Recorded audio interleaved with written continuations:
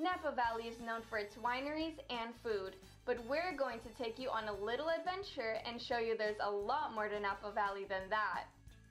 Produced by Donna Parker. Like Napa, with me, Leanzy. Put on your Western straw hat, a good pair of riding boots, and listen to Tim McGraw for today's show. My main guest is Ann Dennis. Now, this is just between me and you, so shh.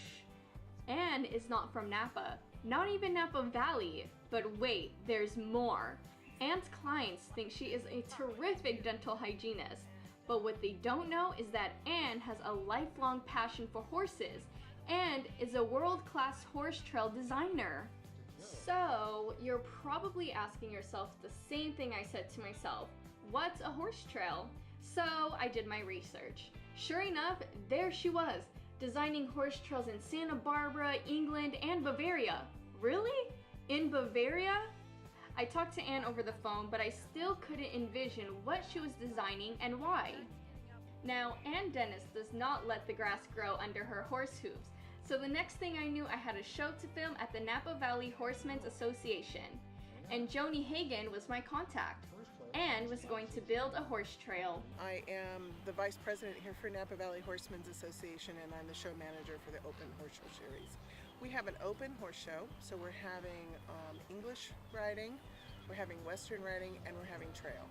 Napa Valley Horsemen's Association, I've been involved with them for about 10 years, but I've been involved with horses for about 25-30 years. It's really fun to watch the kids who are competing and trying to get those year-end awards. It's really fun. We have a banquet coming up in November where they'll receive their year-end awards. My name is Jessica, and my age, I am 12 years old. My name is Caitlin, and I'm 12 years old. I had a friend who rode with her mom, and I also have horses. Like, I grew up with horses, and then so we kind of became friends, and we've been riding ever since. And I'm excited about just being here with my friends and everybody. My name is Emily and I'm 8. My name is Allie and I'm 6. I like it because they're so fun and you just get to go everywhere with them. I've been, well, not necessarily booked off. I've been bucked off a horse, just went straight up in the air and then just kind of landed how I am right now. Hi, my name is Maya Lane DiGala Harris, and I'm 14 years old. My name is Ava, and I am 12. Kaylin and her mom, I got into horseback riding because of them, and because I love it, because I love horses. I've loved horses my whole life, and I've wanted to ride my whole entire life, and then finally we found Katie, and yeah. Johnny introduced me to Mark Evans, president of Napa Valley Horsemen's Association. I got involved, my wife has had horses her whole life, and she just decided one day she wanted to be involved in the Horsemen's group. She had a few friends that were involved. Yeah, we actually have a trainer coming. His name is Jerry Tyndall. He comes from Wilton, just south of Sacramento. Really well-known natural horsemanship trainer, but he is, a great guy, a super horseman. He's probably one of the few true master horsemen that I've ever met. So he's going to come and teach us how to forcefully load an animal in an emergency situation. I mean, there's smoke blowing through and fire engines coming by. How do you get that panicked animal who has a panicked owner into a trailer to transport out of a disaster area? Because one thing we saw up in Lake County this last couple of weeks is a lot of people, the only option they had was to open the gate and let the animals go. Unfortunately, we see a lot of happy reunions on TV, and it makes it kind of seem all warm and fuzzy, but knowing some people who have been up there working with the animals, there's a lot of not so happy endings. So we just feel really strongly that this is our mission.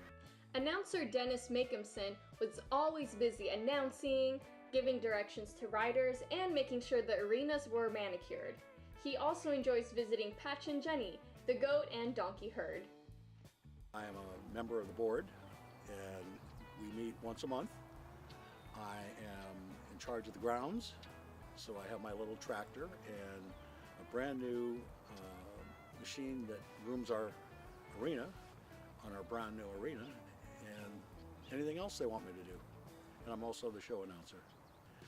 I just love to see all the horses and see how especially the kids, how they're progressing. I've been doing this for 3 years. I've seen kids that were on the lead line, they couldn't ride the horse. They sat on top of the horse and got led around, and now they're showing as young ladies and doing very well. And Dennis's lifelong friend, BJ LeMaster, came from the Sacramento area to judge all of the riding events for the Napa Valley Horsemen's Association. My role here today is to judge the horses that come and enter classes and pick the one that is the best, that is trying the hardest and is being the best for its rider. It's basically what we call a schooling show for those who are just starting out with maybe new horses or a new trainer or a new rider. And the Western comes this afternoon, and then one of my favorite things is the trail last in the afternoon. I started my horse career in Vandenberg Air Force Base. My dad was Air Force, and he used to walk me across to what was called the punch bowl.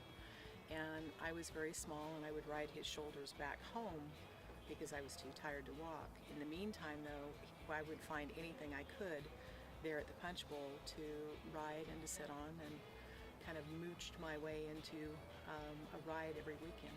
I was very impressed by the focus and discipline of all the riders. I noted that every rider seemed to have a calm control of themselves and their horses. I grew up in Walnut Creek, and I actually started riding in Concord at Carousel Stables, and I would saddle day school horses and lesson horses in exchange to ride for 1 hour. So when I went to ask for this job, the trainer there thought I was crazy, and I said, no, I really will do this work. She said, you will work this hard to ride? And I said, yes. So I was the kid they couldn't get rid of.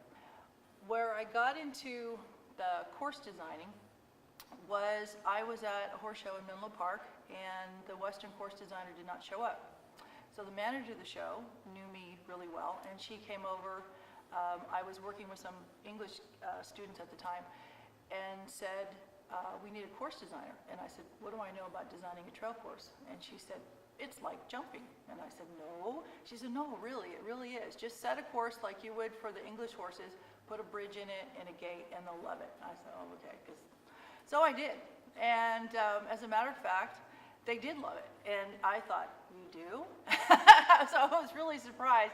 So, and then people started asking me to design them. I get to work in Europe. I do trail classes and clinics in Europe. I'll spend a couple weeks out there and teach the Europeans the Western trail.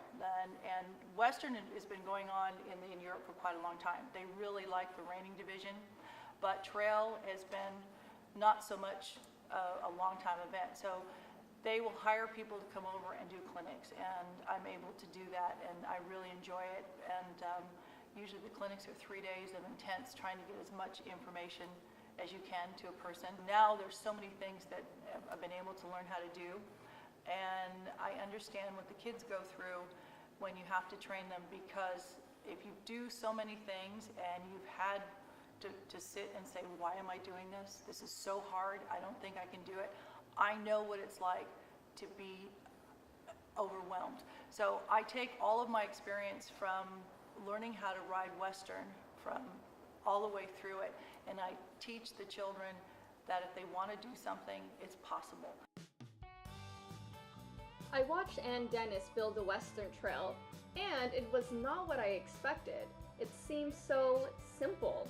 She had warned me it was going to be simple. She had explained how the horse and rider had to find the right gait and how they lost points if the horse kicked any of the rails that were on the ground. Step 1 was for the riders to walk the course and learn what the challenges were. Then, it was time for each rider to challenge the trail. Youthful exuberance was replaced by confident, erect posture. Laughter turned to calm, focused concentration. Each rider, in their turn, negotiated the obstacles. What I thought was going to be a jump ended up being a gate, and each rider had to be able to maneuver their horse alongside and through it. And then the riders had to have the horse turn in a small area and back up. I found myself holding my breath, and after every success I wanted to cheer. The more I watched these girls, the more I realized this is not as simple as it looks. Nothing about it seemed easy to me, and I cannot believe how well all of these girls did. Thank you, Ann Dennis, for taking the time to design a trail course for Like Napa with Leanzy.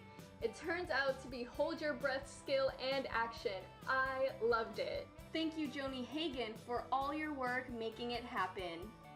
Thank you, Mark Evans and Dennis Makimson, for including us in your busy schedule. Thank you, BJ Lamaster, for sharing your time, talent, and grace. Thank you, competitors, for your unbridled enthusiasm and your calm, focused energy. Thank you, Jenny and Patch, a herd unto yourselves.